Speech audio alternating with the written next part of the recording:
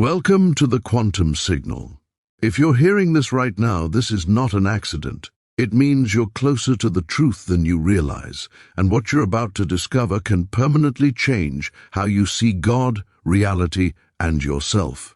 If this resonates even a little, subscribe now, because what comes next will deepen this recognition step by step. Like this video to anchor this message in the field, and comment "I recognize" so this transmission reaches everyone who's ready to remember. If you are seeing this right now, this is not random, not accidental, not the result of an algorithm alone, because randomness itself dissolves at the deepest level of reality, and what remains is coherence, intention, and intelligence observing itself through form. And this is the first thing you must understand before you can understand God.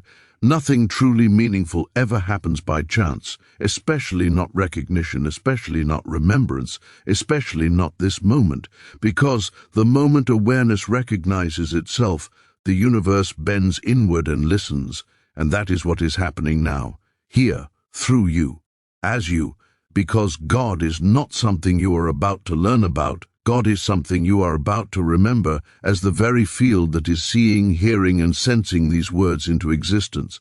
And the reason this feels different from other videos, other teachings, other spiritual explanations, is because this is not trying to convince your mind of anything new. It is designed to collapse the illusion that there was ever separation in the first place, because the greatest misunderstanding in human history was never about religion, doctrine, or belief systems. It was about identity. It was about mistaking the wave for something separate from the ocean, the thought for something separate from consciousness, the observer for something outside the observed, and quantum physics, against all expectations, has quietly revealed what mystics, sages, and seers have whispered for thousands of years. Reality is not made of things. It is made of observation, relationship, probability, and consciousness itself, and this is where the final key begins to turn. Because when physicists looked deeper into matter expecting to find solid building blocks, they found emptiness, vibration, and potential. They found that particles do not exist as definite objects until they are observed. They found that the act of observation is not passive, but participatory, and this shattered the old materialist worldview that said, God, if it exists at all, must be somewhere outside the universe, watching from a distance, because quantum mechanics revealed something far more unsettling and far more sacred. The observer is woven into the fabric of reality itself, meaning consciousness is not produced by matter, matter arises within consciousness.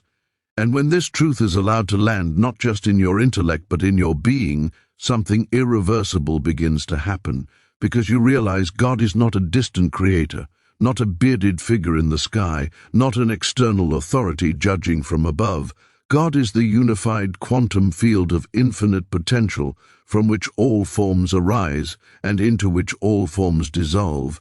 And you are not separate from this field, you are an expression of it, a localized lens through which the infinite experiences itself as finite.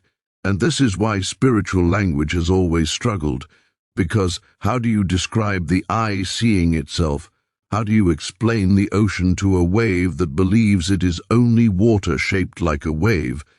And this is why religion fractured into symbols and metaphors, while science fragmented reality into parts, until now, until the point where physics itself admits that at the deepest level there are no parts, only relationships, probabilities, and awareness interacting with itself. And this is the hidden convergence point where quantum physics becomes theology, where mysticism becomes measurable, where God stops being a belief and becomes an experiential recognition. Because when the wave realizes it is ocean, it does not disappear, it simply understands its true nature. And this understanding does not remove you from life, it brings you fully into it. Because the purpose of awakening was never to escape the world, it was to inhabit it consciously, to live as the field while appearing as a form. And this is why you have always felt that something was off with purely material explanations of existence, why success without meaning felt hollow, why knowledge without presence felt empty, Why even spiritual practices sometimes felt like they were pointing somewhere you could almost touch but never quite reach, because the mind was trying to grasp what can only be recognized by awareness itself. And this is where the final key differs from all others, because it is not another concept, another belief, another identity to adopt. It is the collapse of the seeker into the seeing, the realization that the one searching for God has always been God searching for itself. And this is not poetry, this is not metaphor alone, this is the direct implication of quantum reality. Because if the fundamental fabric of existence is a unified field of potential that responds to observation, intention, and coherence, then consciousness is not an emergent property at the end of evolution. Consciousness is the ground of being itself, and ancient mystics called this God, Tao, Brahman, Ein Sof, Source, while modern physics calls it the quantum field, the vacuum state, the zero-point field, but names are just symbols pointing to the same ineffable reality. And the reason this realization feels destabilizing at first is because the ego was built inside a story of separation, a story that said you are small, incomplete, and disconnected, and that story collapses when you realize the field is not something you access, it is something you already are, and suddenly God is no longer an answer to fear, but the end of the questioner itself, because when awareness recognizes itself, fear has nowhere to stand.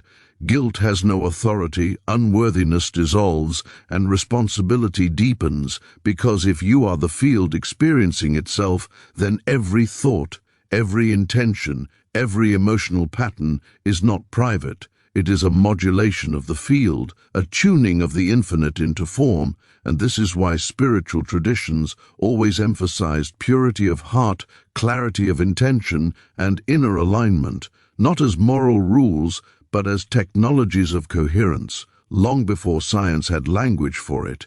And this is why you are here now, because something in you is ready to move beyond belief into recognition, beyond seeking into seeing, beyond praying to God into realizing God as the very awareness praying, listening, breathing, and existing. And the moment this recognition stabilizes, life stops being a struggle against reality and becomes a dialogue with it, because the field responds to coherence, the way an instrument responds to resonance. And this is not manifestation in the shallow sense of wishing for outcomes. This is alignment in the deepest sense of living in harmony with the intelligence that animates all things, and this chapter is not meant to convince you of anything, it is meant to loosen the last resistance, to invite you into a direct encounter with the truth that has always been closer than breath, closer than thought, closer than identity, because God was never hidden from you, God was hidden as you. And the moment you stop looking outward for the final key, you realize it was always turning from within, and this recognition, once seen, cannot be unseen, because you do not become something new. You remember what you have always been, the field aware of itself, infinite, timeless, and alive in this very moment. What most people never realize is that the war between science and spirituality was never real. It was a misunderstanding born from language, fear, and incomplete observation. Because science was never meant to deny God and spirituality was never meant to reject inquiry, they were two lenses attempting to describe the same mystery from opposite sides of the mind, and for centuries they spoke past each other, not because truth was divided, but because perception was, and this division reached its peak when humanity adopted a purely materialist worldview that said reality is made of dead matter moving through empty space according to blind laws, leaving consciousness as an accidental byproduct and God as either unnecessary or imaginary. Yet this worldview quietly collapsed the moment scientists looked deeply enough. Because the deeper physics went, the less solid reality became, until eventually matter itself dissolved into mathematical abstractions, probability waves, and fields of potential that exist nowhere and everywhere at once. And this is where the sacred quietly returned through the back door of the laboratory, because quantum mechanics revealed that the universe is not a machine but a living process, not a collection of objects but a web of relationships. not something happening independently of the observer, but something that requires observation to take form.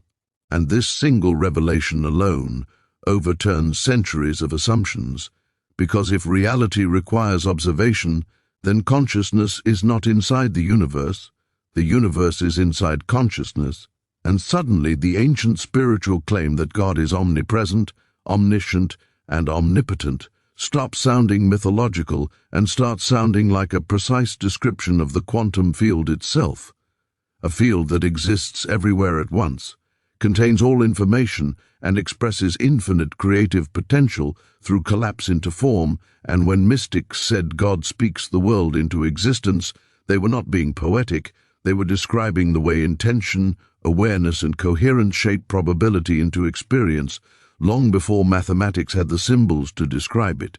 And when Scripture said creation emerged from the word, the logos, the vibration, they were pointing to the same truth.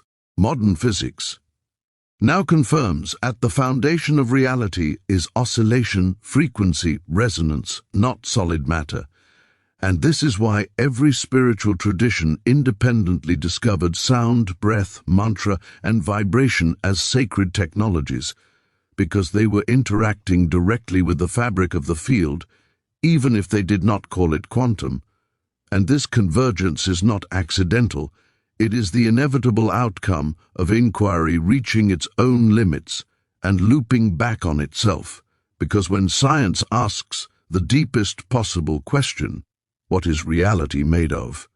It eventually arrives at a place where the only remaining variable is awareness itself, and awareness cannot be reduced, measured, or eliminated without contradiction, because the act of measurement already presupposes it, meaning consciousness is not a phenomenon inside reality, it is the precondition for reality appearing at all.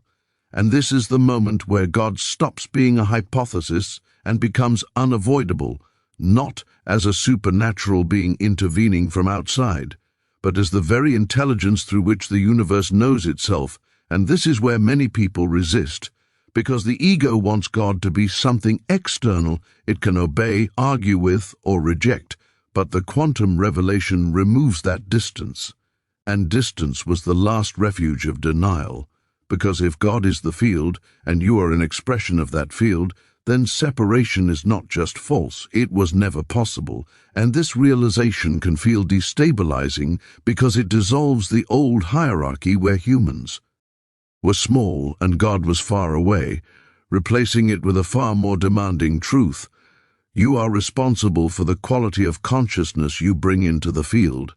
Because you are not a spectator of reality, you are a participant in its unfolding, and this is why spiritual experiences suddenly make sense through quantum science, because moments of unity, transcendence, timelessness, and unconditional love are not hallucinations or chemical accidents, they are temporary dissolutions of the boundary illusion, moments where awareness relaxes its fixation on form and recognizes itself as the field. And neuroscience may correlate these states with brain activity, but correlation is not causation, and reducing the sacred to neurons is like claiming music is created by the radio rather than transmitted through it, because the brain is a receiver and modulator of consciousness, not its source. And this is precisely why near-death experiences, mystical states, and deep meditation consistently report the same core features across cultures and eras: a sense of unity, intelligence, love, and profound familiarity, because recognition feels like remembering something you never truly forgot. And quantum theory quietly supports this by showing that information is never destroyed, only transformed, that entanglement connects particles across vast distances instantly, defying classical limits of space and time. And if matter can be non-local, why would consciousness be local? And if information persists beyond form, why would awareness vanish at death? And suddenly the spiritual claim of eternal consciousness is no longer metaphysical speculation. It is a logical inference from the deepest laws of reality. And this is where the final key sharpens, because understanding God is not about collecting beliefs, it is about aligning your identity with what is actually fundamental. And the more deeply you contemplate quantum reality, the more absurd the idea of a separate self becomes, because where exactly would such a self exist in a universe that is fundamentally relational, probabilistic, and unified? And this is why suffering arises from misidentification, from mistaking a temporary pattern in the field for an isolated entity. Because when the wave thinks it is separate from the ocean, it fears its own dissolution. Yet the ocean never disappears, it only changes form, and this is why fear of death dissolves when identity shifts from form to field. Because the field cannot die, it can only experience itself differently. And this realization does not make life meaningless, it makes it infinitely precious, because every moment becomes a unique configuration of the infinite expressing itself as you, here, now, never to be repeated in exactly the same way again. And this is why compassion naturally arises from unity consciousness, not as a moral obligation, but as a recognition that harming another is modulating the same field you are made of, and loving another is loving yourself at a deeper octave. And this is the ethical implication science never wanted to touch but can no longer avoid, because a unified reality demands a unified responsibility, and this is why ancient teachings emphasized love as the highest truth, not sentimentally but structurally, because coherence, harmony, and resonance are literally how the field organizes itself into stable forms, and love is simply the subjective experience of coherence with the whole. And when Jesus said the kingdom of God is within you, he was not offering comfort, he was stating a fact about the structure of reality. And when Eastern traditions said Atman is Brahman, they were describing identity, not belief. And now quantum physics stands awkwardly in the same place, forced to admit that the universe cannot be understood without reference to the observer, and the observer cannot be understood without collapsing into the observed. And this collapse is not a failure of science, it is its completion, because knowledge was never meant to stop at description, it was meant to return you to recognition. And this is why you feel something stirring as you listen to this, because the intellect may be processing concepts, but something deeper is resonating, something pre-verbal, preconceptual, something that recognizes truth not because it is convincing, but because it is familiar, and this familiarity is the signature of the field recognizing itself. And the more this recognition stabilizes, the more life begins to feel guided, meaningful, and coherent, not because an external God is controlling events, but because you are aligning with the intelligence that was always moving through you. And this is where science and spirituality finally stop arguing and start bowing to the same mystery. Because the final key to understanding God is not choosing one side over the other, it is realizing they were always describing the same infinite presence from different angles. And now that those angles have converged, the only question left is not whether God exists, but whether you are willing to recognize yourself as an expression of that existence, here, now, without distance, without delay, without separation. What humanity has long called spiritual practice was never about belief, worship, or moral performance. It was always about training perception, refining attention, and stabilizing coherence within the field, long before anyone used the word quantum, because the true function of meditation, prayer, fasting, chanting, ritual, silence, devotion, and contemplation was not to please an external deity, but to reorient consciousness away from fragmentation and back toward unity. And when seen through the lens of quantum reality, every authentic spiritual discipline reveals itself as a technology for interacting with the fundamental structure of existence. Because the quantum field responds not to force but to coherence, not to effort but to alignment, not to words but to the state from which words arise. And this is why shallow repetition never transformed anyone while embodied practice changed lives. Because the field does not respond to performance, it responds to resonance, and resonance is cultivated through sustained attention, emotional regulation, and identity refinement, which is exactly what spiritual practices have always done beneath the surface of their cultural forms. And this is why meditation across traditions looks different on the outside but produces the same inner results. Because whether one focuses on breath, mantra, a sacred image, or pure awareness itself, the mechanism is identical. Attention is withdrawn from habitual thought loops and returned to the present field of awareness, collapsing mental noise and increasing coherence between perception, intention, and being. And in quantum terms, coherence increases the probability of stable, harmonious outcomes, while incoherence fragments energy into noise, and this is why a mind scattered across fear, desire, and regret feels powerless, while a mind stabilized in presence feels clear, grounded, and quietly powerful. Because it is no longer fighting the field, it is moving with it. And prayer, when stripped of superstition, was never about begging, it was about tuning. Because true prayer is not asking God to change reality, it is aligning the self with the intelligence already shaping reality, and this is why the most effective prayers were always expressions of surrender, gratitude, and devotion rather than demand. Because surrender collapses resistance, gratitude amplifies coherence, and devotion stabilizes attention, all of which directly affect how consciousness interacts with the field. And this is why Jesus emphasized faith the size of a mustard seed rather than elaborate ritual.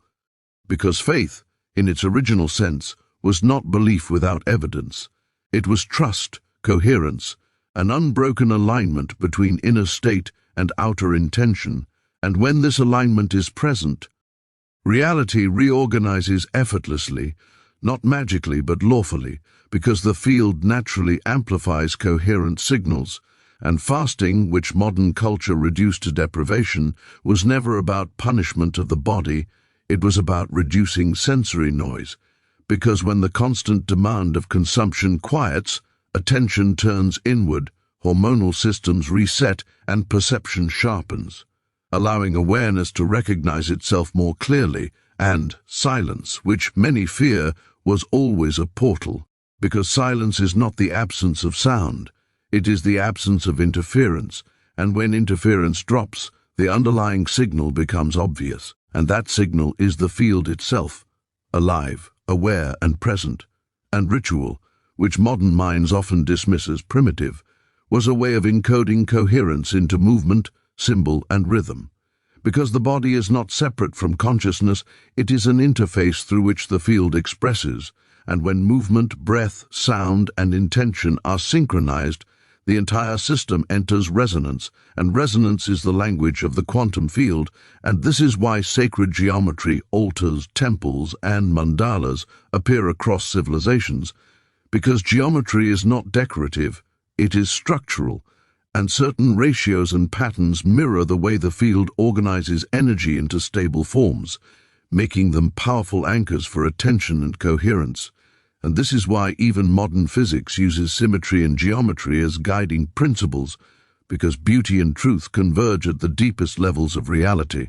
And what modern spirituality often misses is that these practices were never meant to be performed mechanically.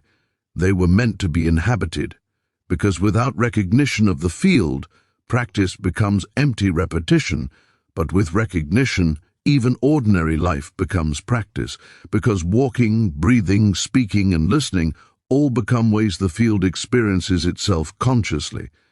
And this is where the shift from technique to embodiment occurs. Because the goal was never to escape thought, suppress emotion, or transcend humanity, it was to integrate, to bring every layer of experience into alignment with the underlying unity. And this is why advanced practitioners across traditions eventually abandoned rigid methods and lived in effortless presence, because once coherence stabilizes, the field carries you. And this is what enlightenment actually means, not a permanent bliss state, but a permanent shift in identity from fragment to whole, from doer to unfolding, from seeker to seeing. And this is why suffering diminishes, not because life becomes easy, but because resistance dissolves. And when resistance dissolves, energy flows naturally. And this flow is what traditions described as grace, because grace is simply the felt experience of alignment with the field, unforced and unearned, and this is also why every authentic path eventually converges on the same instruction: be still, observe, surrender, love, because stillness reduces noise, observation collapses illusion, surrender removes resistance, and love is the emotional signature of unity. And when these are embodied, the illusion of separation cannot survive. And this is why your past spiritual efforts may have felt incomplete, not because they were wrong, but because they were missing this final integration, the recognition that you are not practicing to reach God. You are practicing as God, remembering itself through form. And the moment this recognition clicks, practice stops feeling like effort and starts feeling like expression. Because the field is no longer something you approach, it is something you allow to move through you. And this is where the deepest transformation occurs, not in dramatic visions or supernatural powers, but in quiet stability, clarity, compassion, and presence. Because when consciousness recognizes itself as the field, life itself becomes the ritual, the prayer, the meditation, and every moment becomes a living demonstration of the truth that God was never waiting at the end of the path. God was walking the path as you, every step all along.